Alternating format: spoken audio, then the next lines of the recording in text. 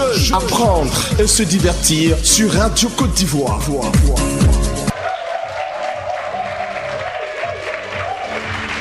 Auditeurs et auditrices de Radio Côte d'Ivoire, bonjour et merci de nous rejoindre à l'émission d'éducation et de sensibilisation des jeunes sur la radio ivoirienne Forum Jeune.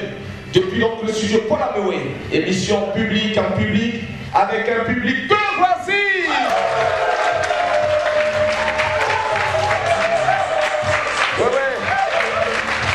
Pour ne pas trahir donc à la tradition de cette émission, voici sur la scène du studio Paul Amewé, sur les ondes de la radio numéro 1 en Côte d'Ivoire, Radio Côte d'Ivoire, votre artiste, oui votre artiste, elle s'appelle Valtina.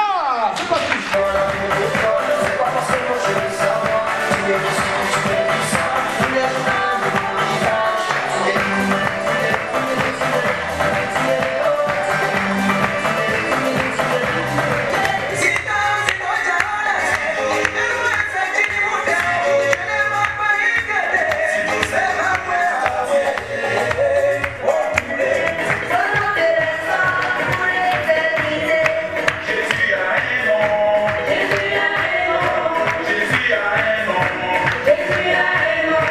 Le thème de ce jour-là, c'est un thème qui est d'actualité. Malheureusement, nous constatons que dans le milieu scolaire ivoirien, nos jeunes sœurs, nos jeunes filles sont souvent engrossées pour des raisons qu'elles-mêmes ignorent, soit par naïveté ou bien par ignorance.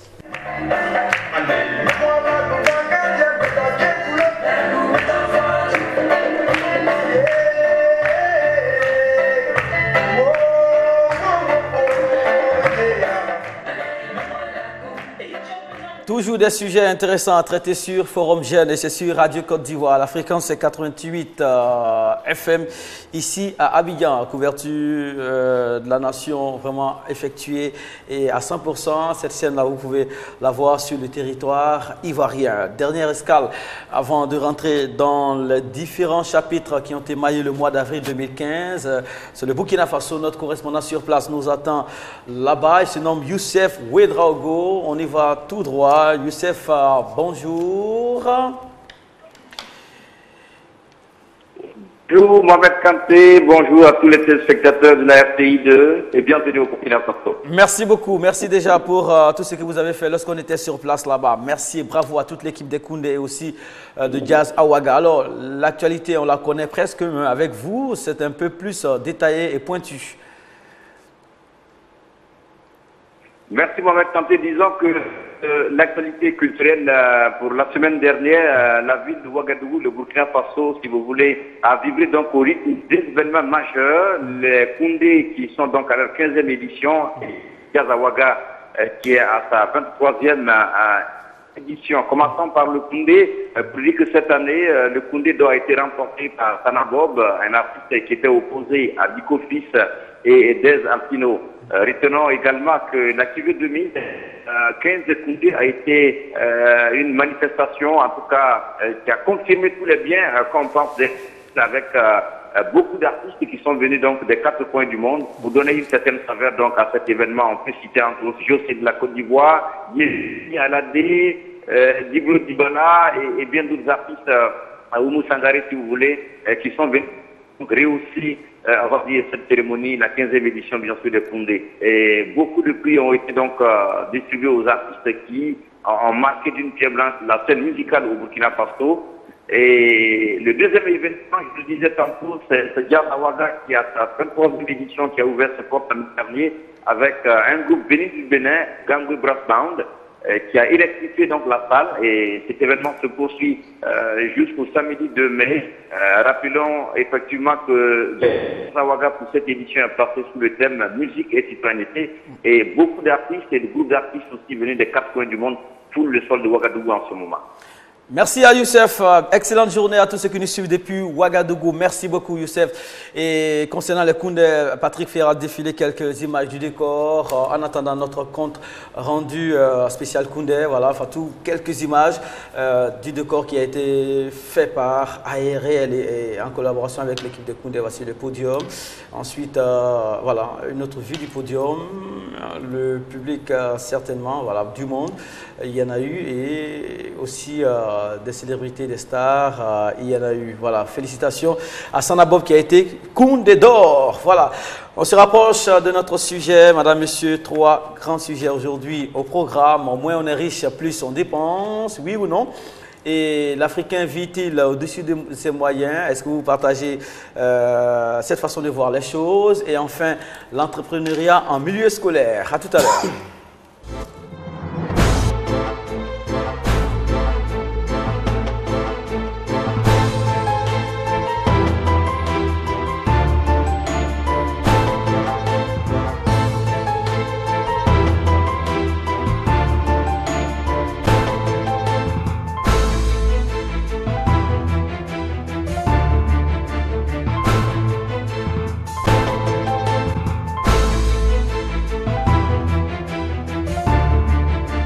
On garde le contact. Cette semaine, récapitulatif avril 2015.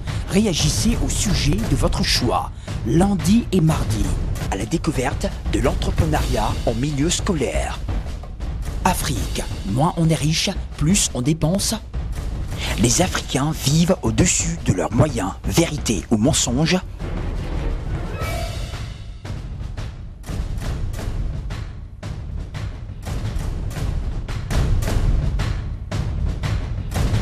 Comment est-ce possible de vivre avec les moyens dont on ne dispose pas? Mercredi, le hip-hop a-t-il un bon avenir en Afrique? Abi Reggae Festival, promesse tenue. Côte d'Ivoire, rythme urbain en difficulté, le cas du Youssumba. Réagissez en direct. On garde le contact sur RTI2. Vous avez enfin la parole. Voilà, en attendant le sujet du mois de mai, et retenez surtout qu'on va s'intéresser au stade de développement du continent avant le contact avec le colonisateur. Voilà. Avant que les Blancs n'arrivent sur le continent africain, avant que le colonisateur n'arrive, à quel stade étions-nous? Est-ce qu'on était des hommes singes? Est-ce qu'on était au stade primitif, comme on le dit? On aura l'occasion de savoir s'il y avait déjà une organisation sur place, s'il y avait un leadership, s'il y avait des inventeurs et des inventions, s'il y avait un savoir-vivre africain bien avant l'arrivée du colon sur le continent africain. Ça, c'est le premier sujet du mois de mai 2015. Et ça promet, avec Seydina et Ismaël Diop et d'autres invités qui seront avec nous sur ce plateau. On va démarrer avec cet élément relatif à l'entrepreneuriat en milieu scolaire. Le 7 avril dernier, le directeur de la vie scolaire, les Africains vivent-ils au-dessus de leurs moyens? Voilà, excusez-nous, je pense qu'on y est allé un peu plus vite. Les Africains vivent-ils au-dessus de leurs moyens? C'était le 21 avril 2015. Merci à vous, Fatou. On y va, on suit cet élément et tout à l'heure, on épilogue. Je n'aime pas trop le discours d'individualisme. Je parle toujours de la société. Ah, mais comment vous voulez qu'on ne vive pas au-dessus de nos moyens? Pour ne pas vivre au-dessus de ses moyens, il faut être individualiste. C'est-à-dire qu'il faut faire des programmations, il ne faut pas avoir des dépenses imprévues. On n'a pas la même vision. On n'a pas la même vision. C'est ça la vérité, Seydina. On peut vivre en étant solidaire, pour épargner, ne pas vivre au-dessus de ses moyens. C'est pas possible. Il est en train de conclure. Si vous voulez, quelqu'un qui vient me demander de l'aide, si je n'ai pas les moyens de lui donner, je n'ai pas les moyens d'être. C'est là, tu ne vas pas avoir tes épargnes en banque pendant que ton parent est en train de souffrir, tu vas laisser tes épargnes. Que ce soit dans l'individualisme parce qu'il veut économiser. Pour moi, ce n'est pas ma vision. On peut être solidaire sans dépasser ses moyens. La première mesure interdit, c'est d'interdire l'importation des objets chers et qui sont inutiles. Et seconde mesure. La seconde mesure, je pense qu'il faut concentrer les Africains. Il faut qu'on puisse prendre conscience de nos besoins. Parce qu'il faut investir dans les besoins. Si on n'a pas besoin de quelque chose, il ne faudrait pas le faire parce que Pierre a ou bien Paul l'a. Voilà, on n'est pas tombé d'accord ce jour-là. Diop et Seydina Chérif Ahmed, Diop trouve que même si l'Africain vit au-dessus de ses moyens, cela s'explique. Et il a les arguments pour. Alors, Seydina trouve qu'il ne faut pas noyer la solidarité africaine dans le matu vu, comme il a décrit hier, avec l'image du DG simple, simplement habillé, avec un petit portable, et l'agent qui a beaucoup de portables et qui est en costume et tout ça. À notre sens, on trouve que c'est son business, c'est sa façon de voir la vie, mais Seydina est contre cela. Alors, on va donc conclure avec cette histoire de vivre ou non au-dessus de ses moyens. Diop, est-ce que c'est quelque chose qu'il faut combattre pour que la société entière s'en sorte? Est-ce que ça impacte négativement sur la vie en communauté, sur l'économie du continent, le fait qu'une partie vive au-dessus de ses moyens? Est-ce que ça ne tire pas les autres vers le haut? Non, ça n'a pas d'impact sur l'économie du continent, parce que ici, on prend cette situation pour dire que ça a un impact sur l'économie du continent, c'est-à-dire qu'on déplace les problèmes. Parce que là, aujourd'hui, pour que le continent soit reboosté économiquement, il faut trouver du travail à tout le monde. Parce que dans une famille de 9, si les 9 travaillent, je ne pense pas qu'il y aura des charges supplémentaires pour une seule personne. Parce que notre société aujourd'hui, ça nous permet même, aujourd'hui, les taux de suicide sont faibles en Afrique. Pourquoi? Parce qu'il y a toujours la communauté autour de toi.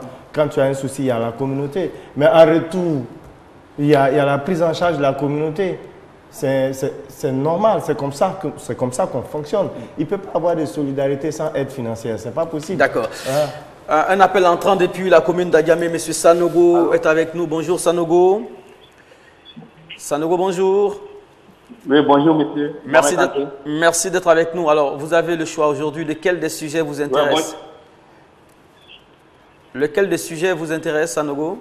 Bon, le sujet sur lequel j'aimerais intervenir, c'est le premier sujet qui concerne que les Ivoiriens vivent au-dessus de leurs moyens. Ah, les Africains, les Africains vivent au-dessus de leurs moyens. C'est vrai ou c'est faux?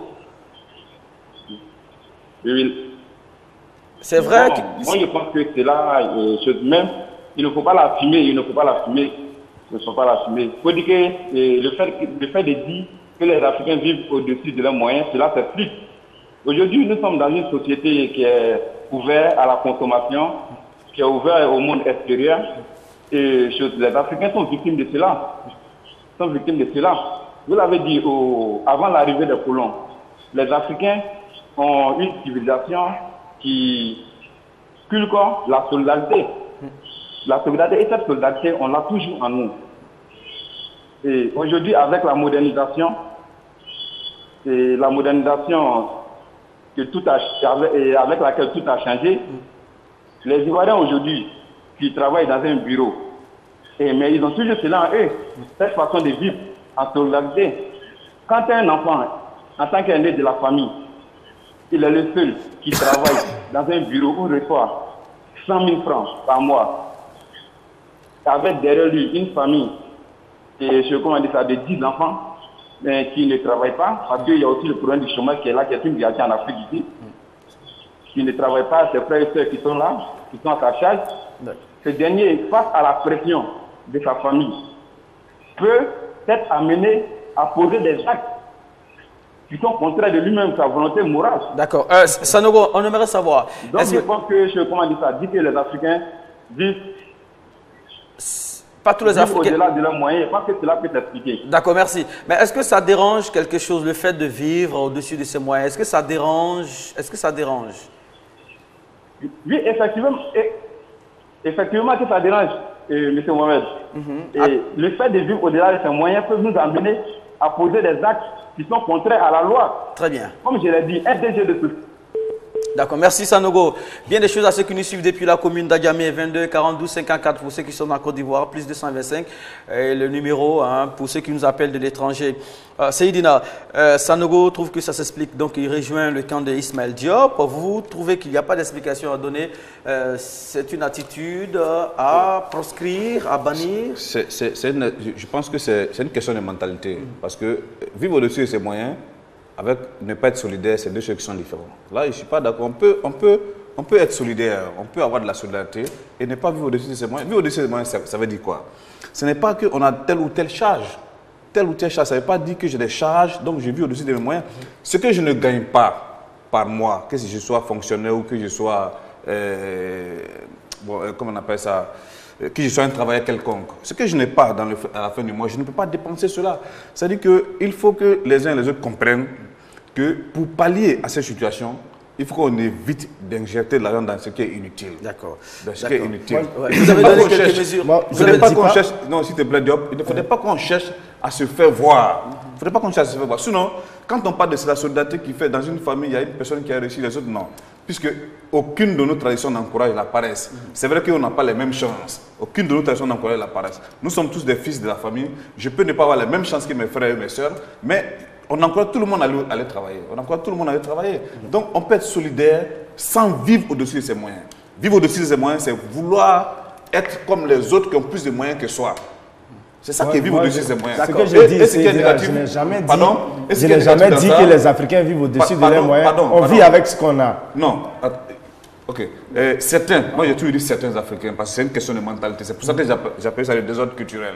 Voilà. Donc, je pense qu'il faut que nous puissions être nous-mêmes et être fiers de nous-mêmes et être fiers de ce qu'on a. Parce que l'homme, là, ce n'est pas l'avoir, c'est l'être. Oui, il y en a qui sont fiers de leur propension à dépenser au-dessus de leurs moyens. Et puis, on va revenir tout de suite. Hein. Le plateau de cuir, on nous attend là-bas, il se nomme Greg. On a parlé aussi du cas de celui qui a des maîtresses. Ce monsieur ne va jamais, il peut dépenser, mais sans s'en rendre compte, et ça ne le dérange pas. C'est vous qui êtes dérangé à sa place. Il a les moyens. Non, en fait, dépenser, c'est pour ça, Mohamed, dépenser, c'est ce qu'il a dit, les charges, avec vivre au-dessus des moyens, c'est différent. Très bien. On peut faire des charges, c'est-à-dire que je peux avoir 1 million, et puis dépenser tous ces 1 million. Mais c'est comme ça. On n'a pas vécu au-dessus des charges, de ces dépenses. Mais si je n'ai que 100 000 francs, et moi je vais dépenser 300 000 francs, donc comment tu vas dépenser 300 000 francs que tu n'as pas? S'il te plaît, c'est qu'on parle de vivre au-dessus des moyens. Maintenant, les 100 000 francs, les 200 000 francs autres, ce sont ses dettes. Ce sont les dettes et les crédits. Permettez-nous de prendre Greg, il est au plateau de QI. Malheureusement, il est parti. Il sera remplacé par la toile. Patrick Ndiakan, vous avez fait des efforts. Merci, les internautes sont là, ils sont visibles. On vous écoute. Ok. Alors, nous allons prendre la première réaction. D'abord, bonjour à Mohamed et bonjour aux internautes. Voilà. Excusez-moi, Mohamed, à cause de ce que vous avez dit tout à l'heure. Alors, celui qui n'admet pas, qui dépense, comme d'autres le disent, n'est pas né ce soir. Voilà. Ok, nous avons la première réaction du jour. Il s'appelle Dieu est grand. Il nous dit bonjour à vous. Après un constat général, je ne peux dire que l'Africain vit selon ses envies et non selon ses besoins. C'est bien un mode de vie adopté par la majorité des Africains. L'Africain est un pro de l'imitation sur les autres et ce qu'il oublie, c'est qu'il ne faut pas vivre en fonction des autres, mais en fonction de nos réalités. C'est sûr que si l'Africain change sa mentalité, cette réalité, nous pourrons espérer une Afrique meilleure. Il rejoint Seydina. Il rejoint Seydina, justement. Il rejoint Seydina. Allons-y. Voici un autre encore, je vais dire peut-être panafricaniste. Il s'appelle M. Mamadou Touré. Il est très dur. Il nous dit les traditions et cultures africaines enseignent l'humanisme. Et si l'Africain revient à la source, on ne verra plus ça. L'Africain, c'est l'humanisme. Le système doit changer. L'inégalité mensuelle a un grand rôle dans cette dérive. Donc, en un mot, il faut éviter la fracture sociale. Je veux dire, entre les niveaux de traitement des individualités. Justement. Voilà, si je l'ai bien compris. Ne pas payer un Africain à 2 millions pour le même boulot, payer un autre à 180 000. C'est exact. Voilà, il y a un réel souci pour ça. Et surtout, quand ce monsieur de 1 million fait un boulot qu'on ne voit pas du tout. C'est clair, c'est clair. C'est ce qui avait été défini par Seydina en parlant de frustration dans l'entreprise. Steve Babou nous dit en Afrique, il est rare de voir des personnes faire un budget des différentes charges. Il parle bien sûr de loyer, de nourriture, de transport, de santé, de vêtements, d'éducation des enfants. Il rejoint alors Ismaël Diop et des éventuelles épargnes. Pourtant, ceci permet une gestion plus rigoureuse des finances car constituant un rempart efficace contre les dépenses trop souvent superflues de certains Africains. L'homme est un être de désir et de multiples besoins. Pour se prémunir du gaspillage financier, il faudrait une planification stricte et responsable de ces dépenses en se focalisant surtout sur les besoins les plus fondamentaux. Terminons avec M. Vegas Pharaon. Il nous dit « Salut à tous, à mon avis, si l'Africain dépense plus qu'il ne gagne, c'est tout simplement parce qu'il n'est pas futuriste. Il vit au jour le jour. Même par dit-on, on ne sait pas quand on va partir. Il parle d'une expression qui est très utilisée par les Africains. Et c'est ce défaut de l'Africain qui le conduit jusqu'à un manque de planification dans la vie familiale. Quand le gaz, le sac de riz est fini, il est surpris. Même la grossesse de madame surprend parce qu'il n'a rien planifié à l'avance. Bon, d'accord. Est-ce que Diop sera d'accord avec ça pour clore ce chapitre-là? Ce qu'il vient de dire, par manque de planification. Non, il va trop loin, mais sauf que ce que je dis, c'est qu'aujourd'hui, notre façon de fonctionner peut être un mal nécessaire. Parce que notre communauté a son bon côté, mais en même temps, il y a le mal. Parce qu'en réalité, on ne peut pas planifier, on ne peut pas avoir de vision financière sur du long terme. Parce que toujours... Est-ce que ça, c'est à encourager? Est-ce que non, c'est pas, c'est pas encouragé. Jusqu'aujourd'hui, les Africains vivent avec ce qu'ils gagnent. C'est pourquoi on dit toujours, on vit le jour au jour le jour. Oui, parce que déjà, pour ne pas vivre le jour au jour, quand tu gagnes 100 000 francs, tu dois peut-être tes dépenses, ça sera 60 000, peut-être que tu vas épargner 20 000 ou 30 000.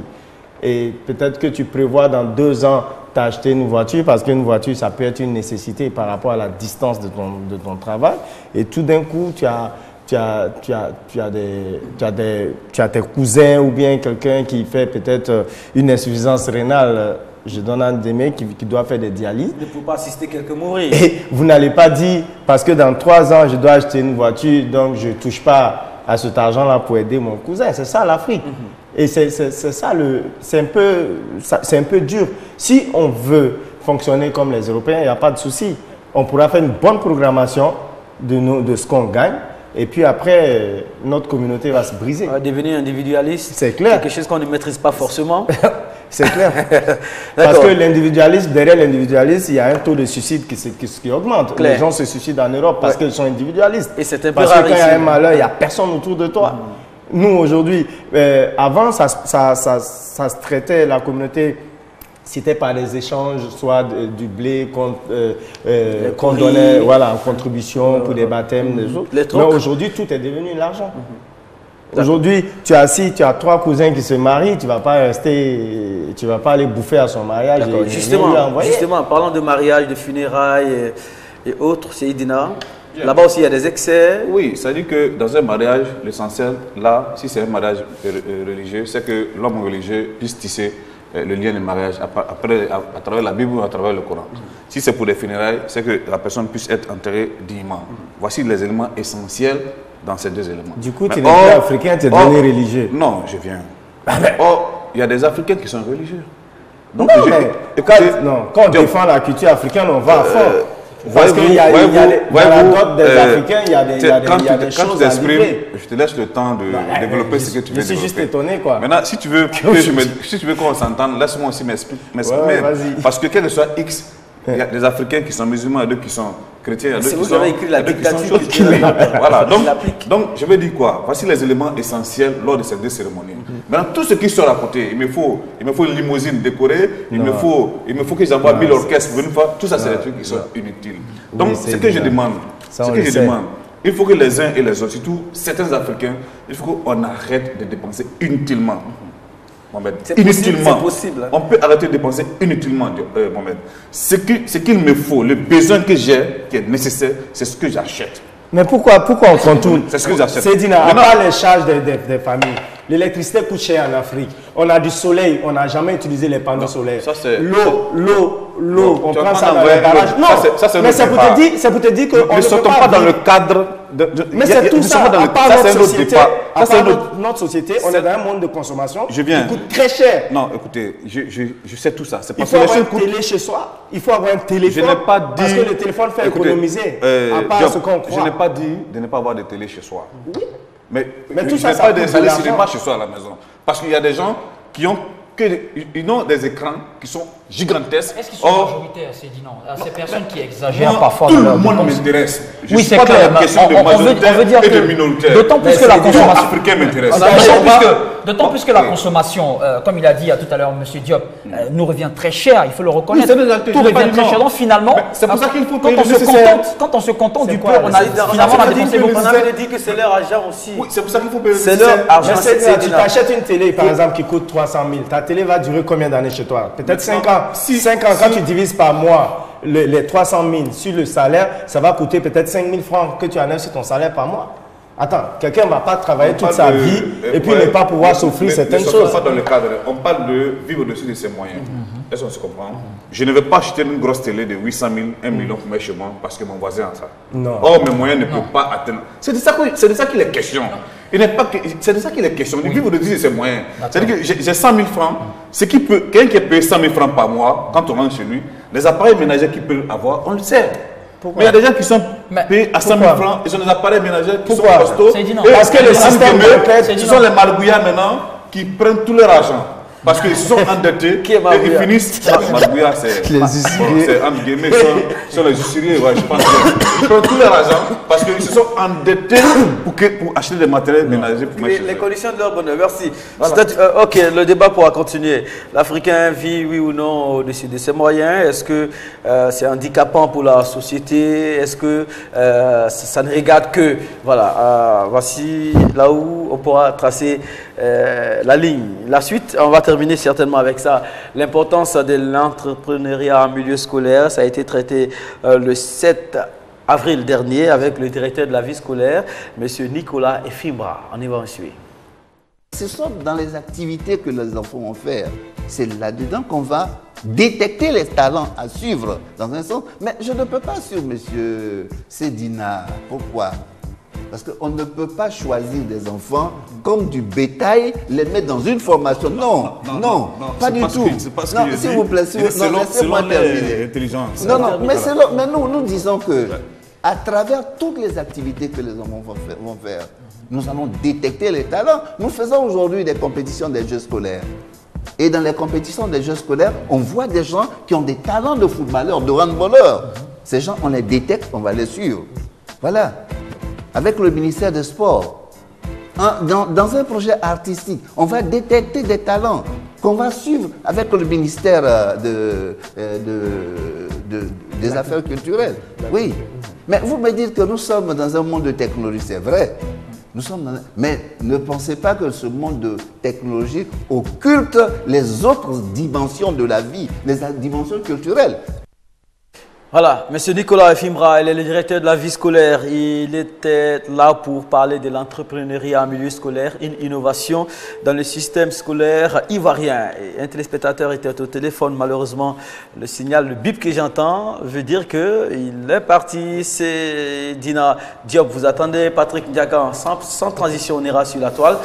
Qu'est-ce qu'en disent les internautes? Dave, la file a bien compris le sujet. Il a dit l'instauration de l'entrepreneuriat est une bonne chose s'il y a un véritable suivi, car en Côte d'Ivoire, il y a eu beaucoup de sujets qui ont été introduits dans notre système scolaire et malheureusement qui n'ont pas abouti. Suleiman Philippe Bomba nous dit dans le cas de la Côte d'Ivoire, il est important de commencer à enseigner l'entrepreneuriat aux donneurs d'enseignement car le prof d'électronique fait croire directement à son élève qu'il bosse pour aller en usine et non pour aller travailler pour soi, d'où le déphasage avec le programme. Monsieur Ngueta Akassej, lui-même d'ailleurs, est président fondateur du bureau multimédia et président du club journal du lycée professionnel de Yopougon, est vraiment imprégné du sujet. Il nous dit depuis des années, on entend de plus en plus parler de projets entrepreneuriaux dans les écoles. En effet, à notre commission scolaire, comme partout sur le territoire national, plusieurs enseignants ou professionnels utilisent ces stratégies pédagogiques pour permettre aux élèves de tout âge de s'engager dans des projets qui ont une portée et des répercussions dans leur entourage. Merci. Voilà. Nous allons au Niger retrouver M. Moussa. Ce sera le dernier au téléphone et tout à l'heure on va conclure. M. Moussa, bonjour, bienvenue. Bonjour. Merci d'être avec nous. Alors on vous écoute. Voilà, lequel des sujets vous intéresse? Moussa, alors, on vous écoute alors Moussa, allez-y. J'aimerais participer à l'Africain vit au-dessus de ses moyens. Alors on vous écoute. On vous écoute alors Moussa.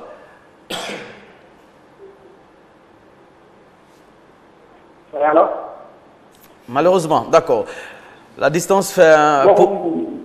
à bien comprendre... au-dessous, les moyens, c'est ce que l'on a à sa disposition. Et au-dessus, voilà, au-delà.